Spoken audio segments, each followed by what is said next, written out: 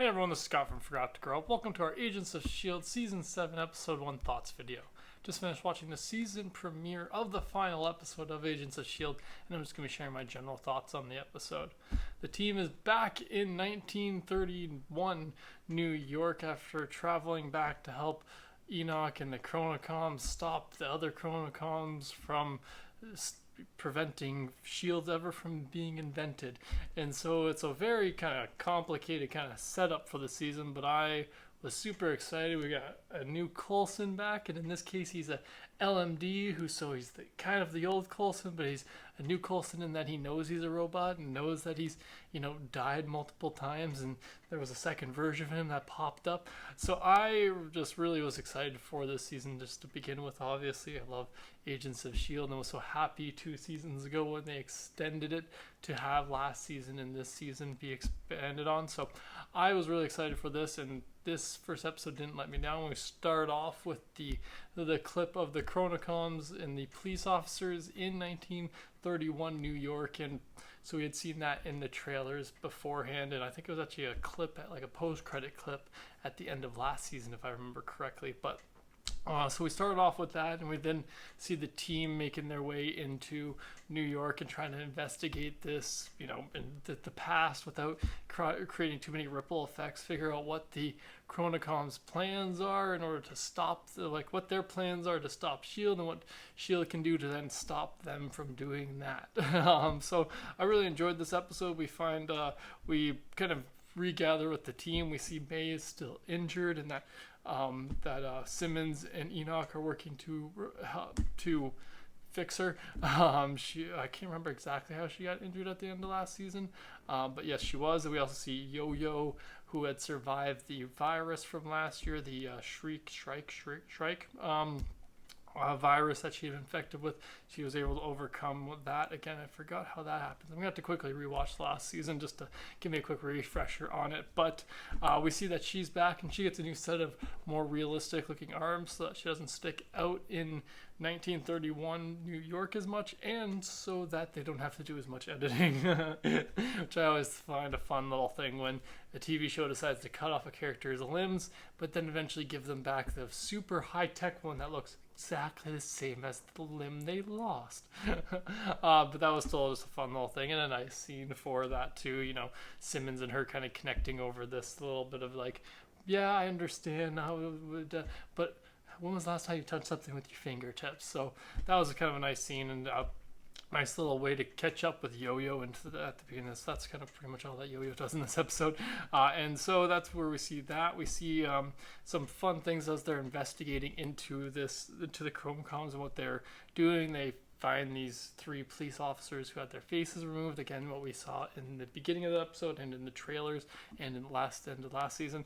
And so they're investigating that, and this leads to them running into the Chromacons, and then that leads to a couple fun little fights. We see at one point Daisy gives one of them a quake punch, which I just always love the way they kind of integrate her powers into the show. They are, not to go too vague, but there are easier ones to integrate into a fight. When she punches someone, add a little extra force to it. It's a quake punch. So fun little things like that. I like that they throw into these episodes, especially when they're fighting somebody like the Chromagons, who, we can beat up a little bit more than we can maybe necessarily regular just Hydra people or stuff like that, even though I don't mind when they punch Hydra. So yeah, we see that. We see Coulson at first kind of struggling with this idea that he's been brought back as an LMD and that's not what he wanted, but then he kind of comes to the realization more so that he's not actually Coulson. He's just has Coulson's memories, and so he's kind of at the point where he's just gonna do with this mission and then kind of go from there, reevaluate, as him and Mac put it. So we see that. We also see them fight some bar guys, which was kind of fun, especially since it's this funny thing where Coulson is like, oh, I have this theory I'm going to test, and he does. He takes it one shot. Well, Mac beats up the other 3 dudes, and it's like, okay, Coulson, you could have done.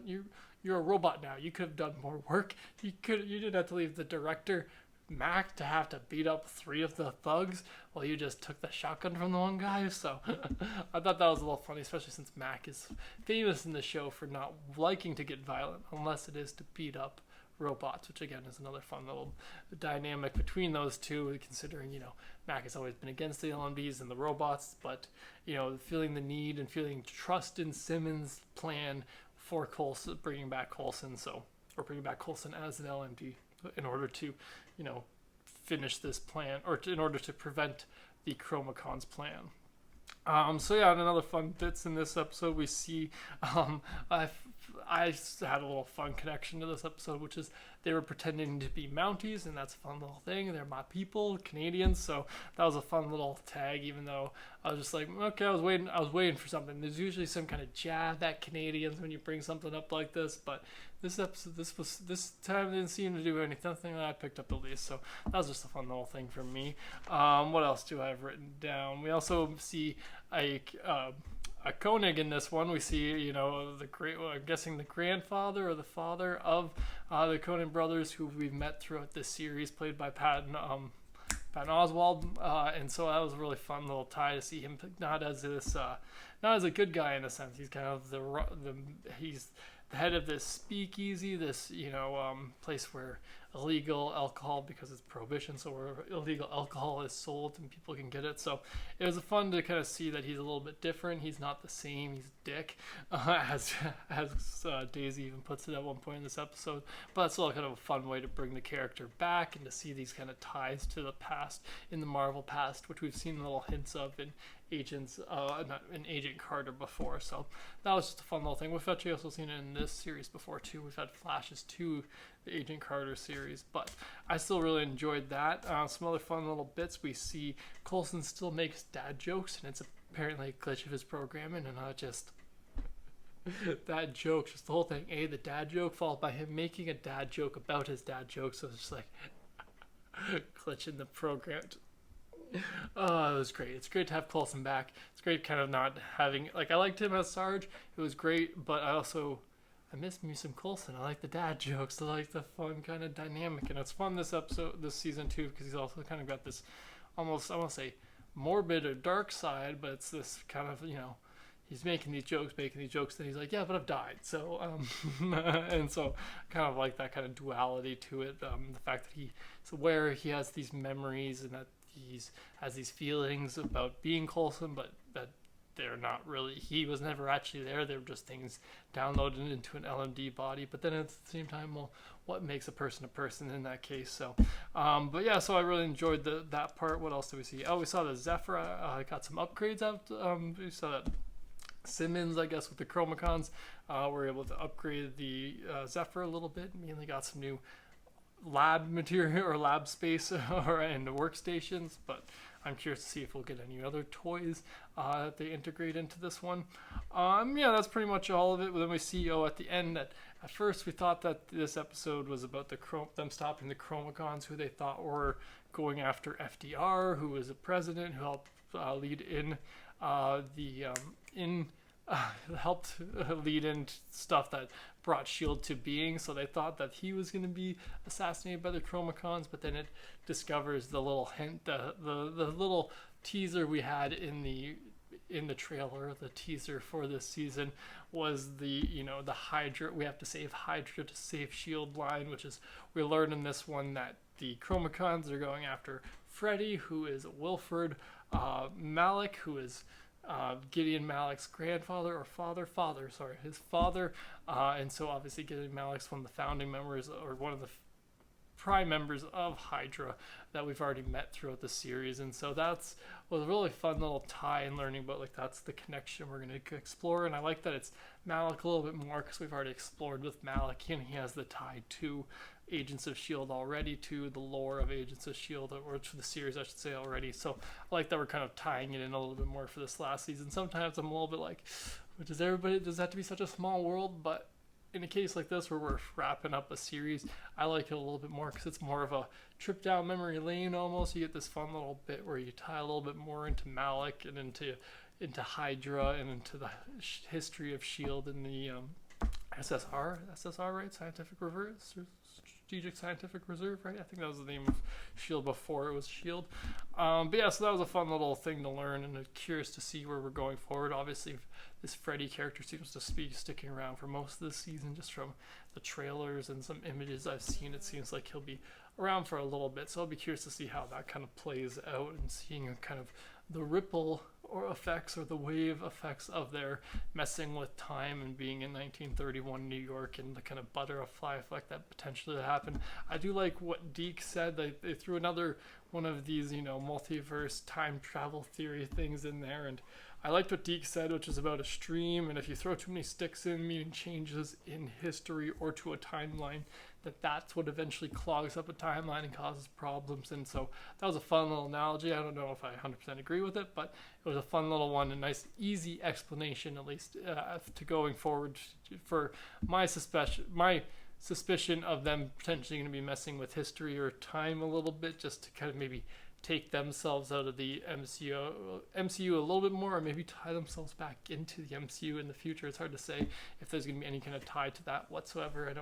Probably not, but guy can hope. But yeah, so that's pretty much all my thoughts on this latest episode. Oh wait, I just have one last little note, which is that May wakes up at the end, which is a fun little scene, because you see Enoch being like, "Hey, Agent May, it's your friendly Chromacon Enoch, trusted friend." And we just see, and he's like, "Oh great, you had one job and you lost your Enoch." And Enoch says that to himself, and then as he walks away, we see May pulling a classic May, hanging up in the rafters, looking all kind of, I don't want to say shifty, but looking like she's ready to do some shit. So yeah, that was how we end off the episode. And I'm really curious for next week's episode and to see us going forward with this season, see how much time we do spend in 1931 New York. It does seem like we're spending this probably whole season in this time period, but I'm curious. They have divided up seasons before where we get different storylines throughout the season, so I'm curious to where we're going from here, and I'm very excited to see where it goes. It is a bittersweet excitement though, because it is also the last season, the final mission of the Agents of S.H.I.E.L.D., which again is just bittersweet because obviously I love this show and I would always like there to be more. I'll follow Coulson and the team to the ends of the entire galaxy, meaning I'll watch them travel the stars. But that's just because I do love the cast and I love the dynamic and I just like the premise of the show. But that being said, it is bittersweet that we're bringing this. This is the final season, but that's again more of the things I'll be discussing over the weeks to come as I watch each episode and make a video for it. So be sure to subscribe to the channel to keep up with all those videos as I do more of these Agents of S.H.I.E.L.D. Season 7 Thoughts videos. But that brings me to the end of this Thoughts video for the first episode for the season premiere of Season 7 of Agents of S.H.I.E.L.D. Be sure to let me know in the comments below what you thought about this latest episode. Thanks again for joining me today. Subscribe to the channel if not already, and have a good one.